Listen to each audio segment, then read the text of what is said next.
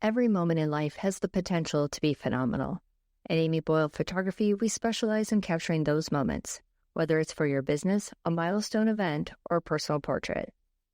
As the host of the Speaking of Phenomenal podcast, I know the power of storytelling, and I bring that same passion to my photography.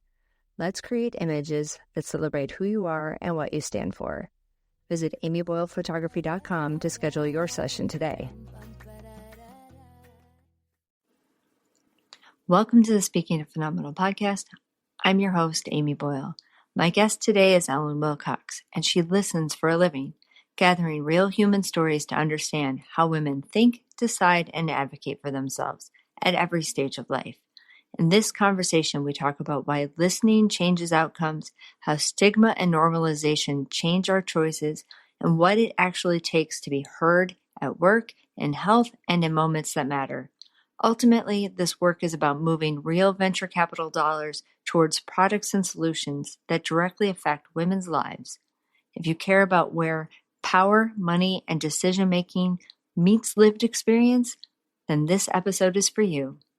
This is the Speaking of Phenomenal podcast. Welcome to the Speaking of Phenomenal podcast, Ellen. I'm so glad you're here. Thanks, Amy. So glad to be here. Thanks for building a platform for conversations like these. So excited to get started in what we're going to talk about today. Before we get into all that, how are you describing your phenomenal self these days? Who is the head of listening? What a great question. I'm Ellen Wilcox. Personally, I live in Cambridge, Massachusetts, just on the other side of the river from Boston, with my husband and my rescue pup, Tallulah. Professionally, I am the head of listening at Listen, which is an early stage consumer venture capital firm based out of Chicago, actually. We like to think at Listen that we invest in early stage entrepreneurs that are building at tipping points in culture and society. Part of what I do as head of listening is go figure out where are those behavior shifts? Where are these paradigmatic changes in how consumers like all of us are thinking or feeling or believing or behaving? And how can we use human insight to help us make great investments on the front end that are in alignment with some of those tipping points? And then I spend about half my time helping our companies that are in our portfolio continue to build their organizations to be able to listen and to gather consumer insight. What it really means in practice is I spend quite a bit of time in conversation, usually kind of conversations like these, where they're open-ended. I'm kind of a story gatherer. I like to think I make observations for a living and find ways to connect dots across different humans and different stories and find patterns that can help us, as I think about it, kind of reconcile the rational economic model, which is I think of as how consumers are supposed to behave and the systems that are and structures that are around us, with what we know to be true about human behavior, which is that it's quite irrational.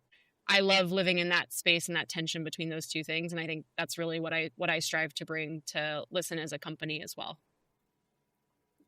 You described what you do. Now, how does that play out in your typical day-to-day? Is there a 9 to 5 anymore? What does that look like for you? Part of what I love about my job is there is no typical day-to-day necessarily, but I do think that's often a cop-out answer, so I'll give you a better sense of it. I divide the listening department, which is the department that I came to Listen to build out, into 3 different components. One is that kind of broader exploratory work around these behavior shifts we think are at tipping points. I know I've shared with you, I did a decently sized body of work on midlife womanhood and midlife women's health.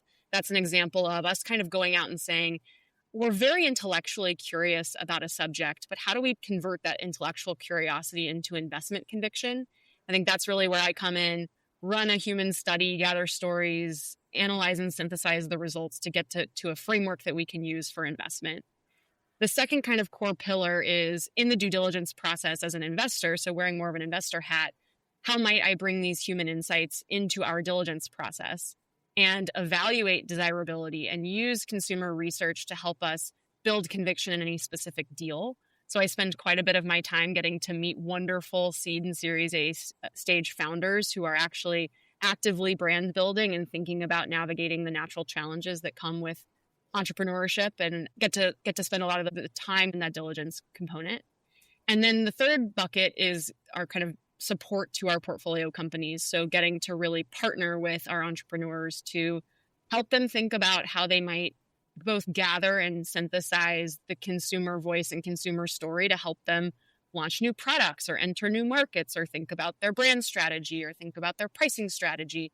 Really, there are very few business decisions I think an early stage entrepreneur can make that wouldn't benefit from some either context or influence of a consumer voice. So those are kind of the three different big buckets of work that come with my job and my role in the department that we've built out. So in any given day, that means I'm getting to meet founders that are new to me. I'm getting to collaborate with the founders that I love. They're already in our portfolio. And I'm getting to meet consumers who are just experiencing life and start to pull back some of the complexity that makes decision-making as a consumer really hard and really fun in the modern world.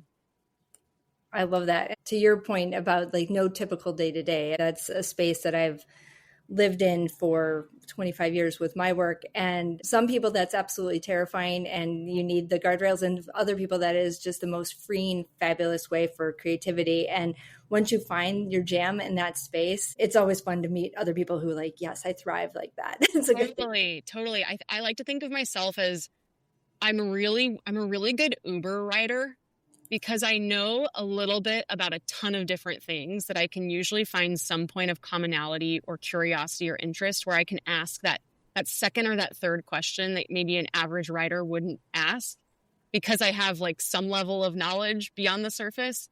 But it means that I don't go incredibly deep in any one area. I kind of am a generalist at heart, but I love to get to that kind of below the surface. At least I can ask an informed question a little bit more in an interesting way. So that's really how I kind of think about my superpower, is I'm really good at riding in Ubers.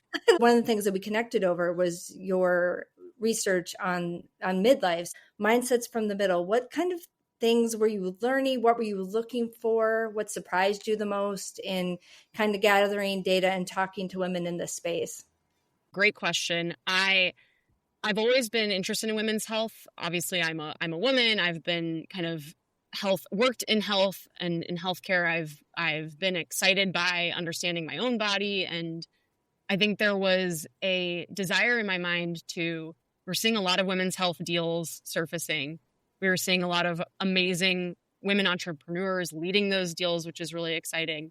But we didn't really have necessarily a great view on what is women's health as a category. And when I looked around, it's not uncommon for venture capitalists to put out market maps on areas that they're excited about. And the typical kind of VC market map, as I observed it for women's health, was breaking a woman down into her component parts. It's like you've got contraception, you've got perimenopause, you've got mental health, you have sexual health. And it was kind of just like piecing her body apart and then putting, market value sizes to each of those component parts. And I couldn't help but wonder, as someone kind of coming into this with more of a human-centered design and design thinking background, and so much more of my approach is qualitative, what might a consumer-obsessed view into women's health really look like? And so I wanted to get past this kind of piecemeal conversation about women's health, and I wanted to understand what it felt like and looked like to be healthy for the women themselves. Another observation I made early on was that when we say women's health, we oftentimes automatically default to the biological parts of womanhood that make women different from men. When in reality, if you talk to women about their health, it's also heart health, it's also skin health, it's also hair health, it's also, bone density and things that aren't inherently different from men. We're just not talking about them with a lens of women's health. So I wanted to step back and actually just go talk to women who were experiencing a period of life that we kind of roughly call midlife, which is in and of itself a whole conversation we could have about how we partition women's lives into its component parts. But we roughly said, let's talk to women 37 to 63. There are a lot of stages of life that happen within that phase. For many women, you have fertility, you may have pregnancy, postpartum, you may have pregnancy loss, you may have job promotions, you may have parents that you're starting to see are aging or that you're caring for. You may have neighbors and community members who are relying on you. You may have leadership roles at work where you've got teams and people you're managing. And so all of these things we heard from these women are contributing to making them feel either healthy or not healthy in that life stage. So we created a study, more of an ethnographic exploration of modern midlife womanhood, where we invited women in that age group, so 37 to 63, to tell the story of midlife. And it was interesting the way, as someone in a kind of a research role, you always have the choice as a researcher to pick the methods that you're using. And I love live interviews. Similar to you, Amy, these conversations fuel me. They make me feel very inspired. But I wanted to find a way to surface a woman's point of view in this life stage and give her the chance to tell her story in her own words and in her own way, and to do it without interruption. So no follow-up questions, no interruption, no prompting. I just wanted it to be unmoderated and give her the chance to share her story. So we worked with a wonderful company out of Richmond, Virginia called Share More Stories. And we invited them, we created these prompts for women to respond to and to truly kind of write the story of midlife.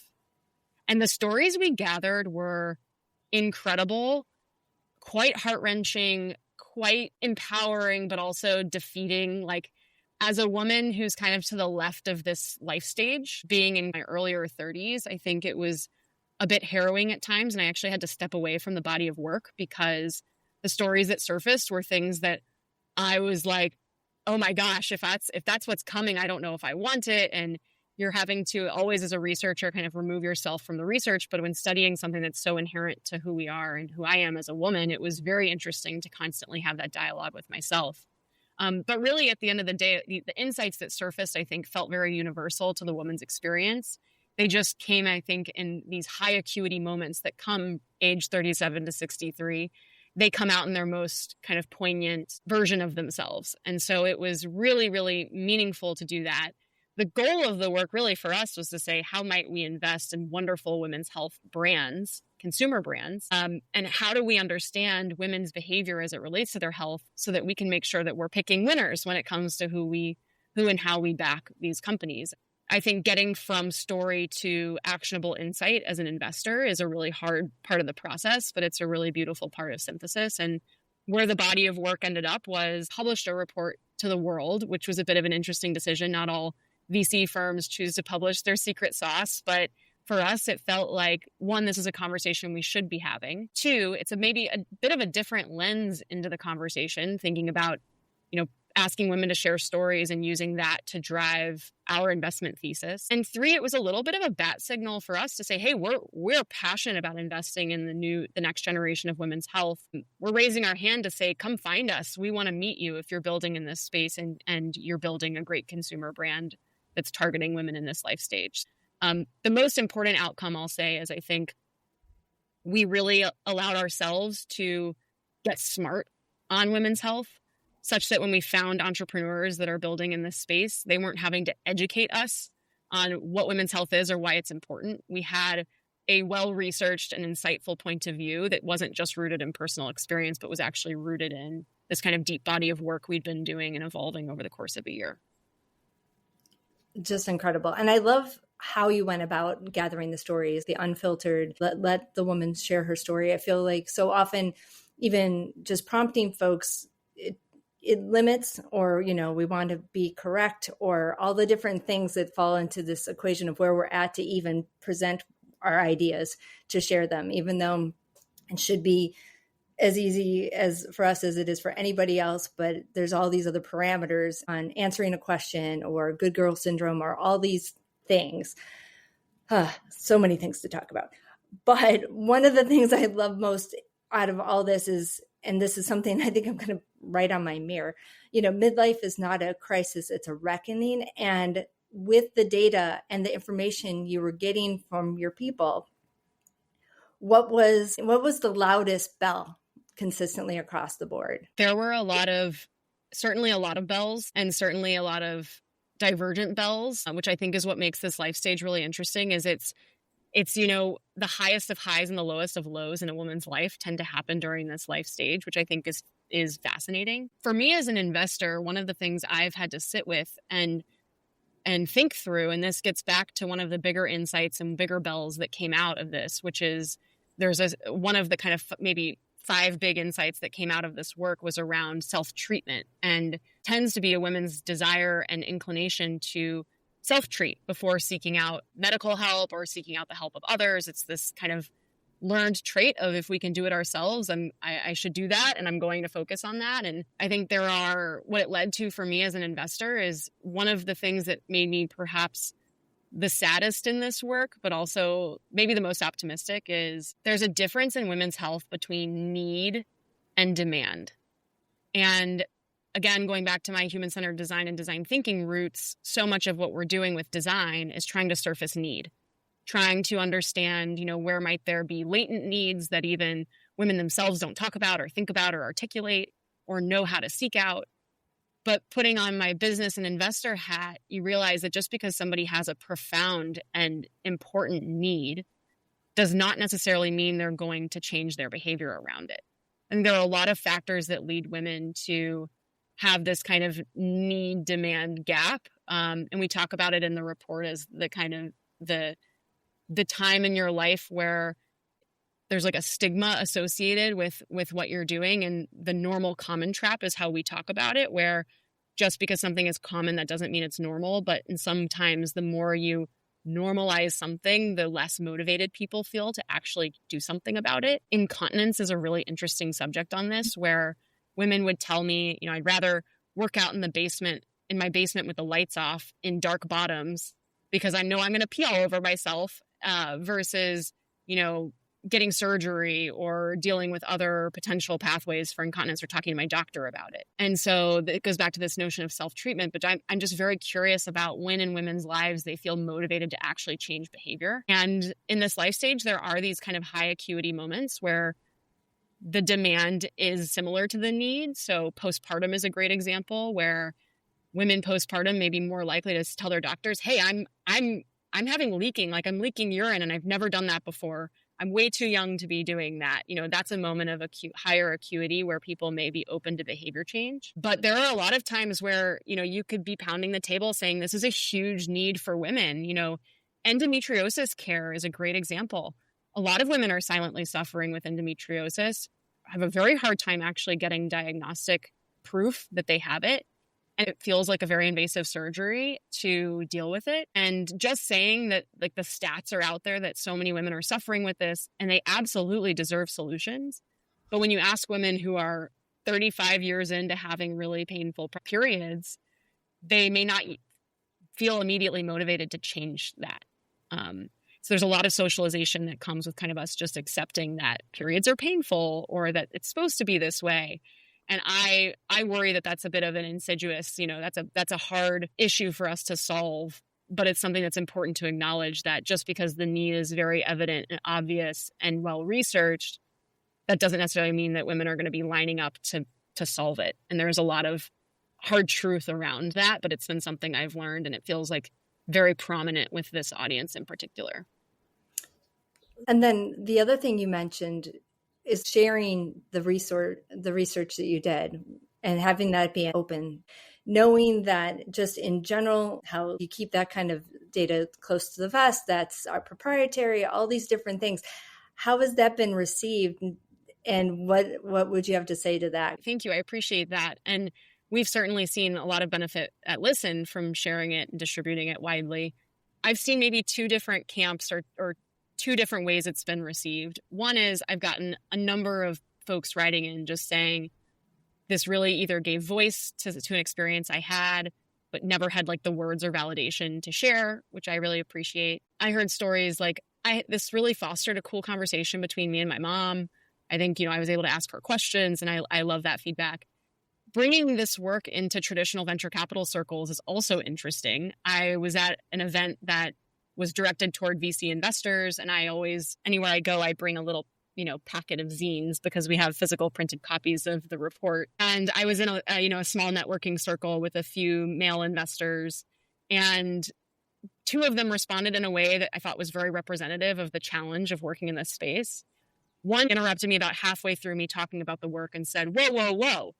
You don't look like you're in midlife at all. You don't need to be worrying about any of this stuff yet. You're far too young.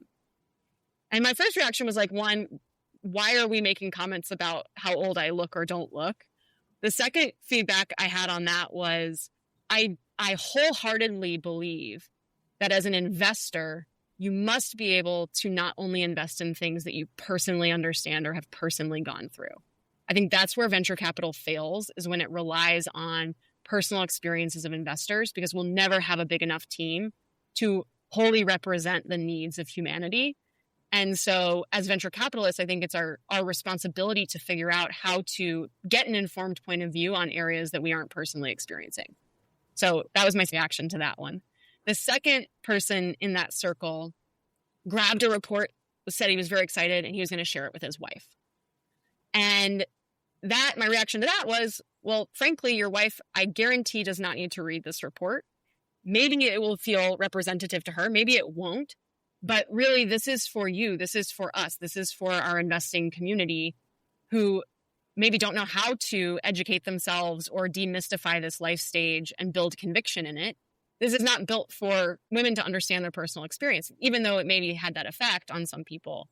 And I just think that both of those reactions, nothing against these folks that said them, I just think is representative of so many conversations I had with women's health founders who say they get into the room with funders or other investors, typically male investors, and spend 28 of 30 minutes, precious minutes with an investor saying why this company matters and why women's health is important to invest in, or educating them on the women's body and what even is endometriosis. And then you have 2 minutes at the end of the pitch to share all of the wonderful work you've done, the traction you've built, your unit economics, your supply chain, to go through all of the business that you have built around that issue. And it just became clear to me again, I think the mandate for us and why I feel so passionate about listening applied to venture capital is that we must be able to listen, because that's really where investing in untapped and amazing opportunities is going to lie, is being able to very quickly get smart and very, very quickly build conviction in people and topics and subjects that we don't maybe personally have experiences in. We'll be back after a quick break. Hey there, Phenomenal listeners. It's Amy Boyle. If you're loving the stories and insights on the Speaking of Phenomenal podcast, please rate and review us on Apple Podcasts or Good Pods. Your 5-star reviews help us reach even more people and keep bringing you great content. Thank you so much for your support and being a part of our phenomenal community. Now back to the show.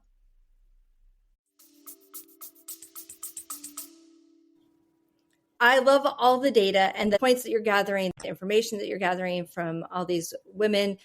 Now, for our listeners who maybe some are in the venture capital space, maybe some are curious about how to invest, but maybe just in investing in themselves, what kind of advice do you have to our listeners for being heard, being seen, that sort of experience to make things different from themselves? Great and hard question. I do think that we talk a lot at Listen about seeking out companies that have momentum.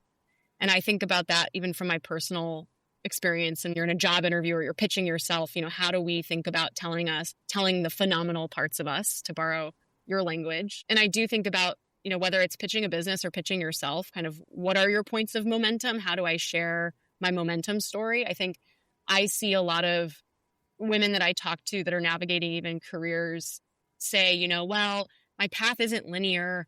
It's not logical. It's like they're pointing out that, the thing they did, the way they started their career wasn't relevant to what I'm doing today. And I think that the beauty of the modern career is that we're all having portfolio careers. Very few people in this world now are starting somewhere and working in the exact same company for 35 years until they retire. And that, in my mind, gives us the gift of really owning the story that we tell and finding connection points between all those different components of life or your career or work or home or whatever. How do you tell that momentum story? And so I think about a lot of times, like when we see early stage brands pitching us, what parts of your story or your business are you most proud of? And what are signals that this is a momentum, that the moment is now, and now is the time to either invest in me or invest in the business? How do you build those proof points? So I think a lot about momentum, both kind of personally and professionally. Also, I was given feedback really early on. Funny, when I was in business school, I did a startup with some friends and peers, and it just so happened that everybody on the team was very tall. And you can't see me in this podcast, but I'm like 5'5". I'm pretty average. But I was with a team that was quite tall. And a woman gave me feedback in our presentation that was extremely helpful, which was, hey, you look really small up there. And it would behoove you to, when you speak, take a step forward. So step away from the group. Physically take a step away from, the peers that you're with, and it will help you visually take up space. And I think that's such a small little indicator of if you're in a room of tall people, which you could use that as a euphemism for literally anything, like how do I make myself stand a little bit apart, or take a little bit more space, or take a little bit more ownership to differentiate and be heard? How do I create the conditions for other people to hear me? It's not only about what I say, it's also about kind of how I'm showing up. And I think about that a lot. It's a bit of an analogy now for me too, for other settings. It does still apply, but I thought that was great feedback. Oh, yes, just step forward. And then, like, to your point, that says so much about ownership right there, just in body language. And the other thing that you had mentioned in there is, owning your nonlinear story. This podcast, if you went back 50 episodes, that is exactly what we end up talking about. Every single woman who's been on this show has a story. And the ones that tell the best story are the ones that find the through line out of chaos. And it's the biggest squiggle. And I actually took a design thinking course in grad school. And one of my slides when I had to pitch my personal brand was this complete wriggle. I'm like, here's my timeline. Here's what I thought. Here's what I am. And then I got to say, and I wouldn't have it any other way. And that was like the thing that, out of all the other things I said, to your point about like standing forward, is like owning it. Our story is what makes us unique. Possibilities are endless when we own that. So I love the fact that that's things that you're not only learning for yourself, you're learning from the people and the companies that you're listening to, and also convincing a group, a demographic of business folk that might go, this is the way we've always done it, and show them how to think differently. It's a bravo. So I totally agree with you. I think the it has to make sense to you if it's going to make sense to other people. And so I do think that some of the work to be done in storytelling careers like that is actually just you believing that it's true. Like you understanding that you've gained such an amazing diversity of perspectives and experiences across these jobs, and deeply believing that story. Because I think women in particular, and this is a great quality, by the way, have a hard time telling stories they don't believe and believe in. And so I think some of that work to be done is actually whiteboarding it out for yourself and saying, this is what makes me who I am, all of these experiences tethered together. And if telling that passionate story for yourself, it both exudes interest and clarity for the listener, but it also exudes confidence for you, saying, oh, hell yeah, she knows how to do it. She clearly is self-reflective and aware and able to, masterfully pull from one part of her life to another. I think that's just that ability to do, skill transference from one part of life to another is an amazing skill that many women have. We've kind of chatted about this a bit, but how would you define phenomenal? What is phenomenal to you? I think that for me, maybe this is maybe more of a values-based response. But one of the superpowers that I reflect on that I feel really grateful to have is that I am simultaneously extraordinarily driven, and I can be intense, but I'm also extremely content. And so I think there is real power in when I think about phenomenal, and when you asked me the hardest question to reflect on in our prep call around what makes you phenomenal, which made me want to shrink from the inside out. One of my reflections when I took myself back and said, what do I really appreciate about myself? I do think it's that I'm ambitious. I am driven. I feel extremely intrinsically motivated. I love to work hard, but I feel like I see a lot of peers or colleagues or humans struggle to know how to like turn off that ambition and not be looking for something else that you don't have. And in some ways, I think that's what it means to live a phenomenal life, is both feeling very driven and very growth mindset oriented and always wanting to be better and wanting more, while not letting that desire for more keep you from appreciating what you have. And when I think about how I want to live phenomenally, I do think it goes back to that balance of always working hard, having high integrity and high drive, but not letting it get in the way of gratitude and the contentment, like an ability to access joy on a daily basis and in life. And I think I don't know how to put that in words, but to me, like, phenomenal is both of those things at one time. I love that. And the thing of like having everybody define this is that there is a very different definition for everybody, but there are common threads. And it's my little listening exercise is like, what is it when we finally come to own that? Because it takes time to do it. It's like that stepping forward in a group where maybe I'm also like 5'3" on a good day with the right shoes. So, it's like, oh yeah, I can do this. How can I do that? And where does that take me? I love it. And as far as our listeners learning more about you, learning more about Listen, getting in touch, what's the best way? Everything will be listed in our show notes. Awesome. Listen's pretty active. We oftentimes think of Listen as a brand in and of itself. So we're fairly active on LinkedIn and other socials like Instagram. So definitely recommend following Listen or Listen Ventures in those areas.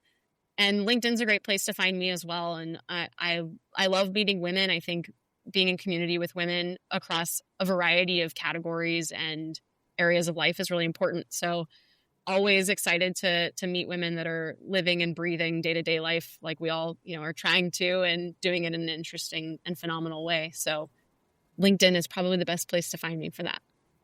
Excellent. Well, like I said, I'll have everything listed and linked in the show notes of the blog post that follows and any social things from there.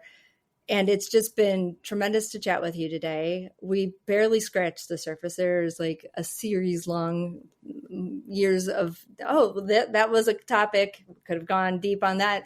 So come back for more, get in touch with Ellen. You're going to want to have more conversations. And thank you for sharing your time with us today. Thanks, Amy. I think that we've nerded out on this before, but I think that asking great questions is a really hard and really beautiful and rewarding job. So I'm so grateful that you've chosen to ask them in a public setting so that you can share that insight and curiosity with other people. So thank you for making the space for all of these wonderful and phenomenal women. Oh, my pleasure. Well, as I often say in my sign off, is more later. We will definitely circle back. Thank you for joining us on this episode of Speaking of Phenomenal. Be sure to subscribe, rate, review, and even share the podcast, as well as stay tuned for more inspiring conversations. Remember, each and every one of you is capable of extraordinary things. Until next time, take care and remember, you are phenomenal.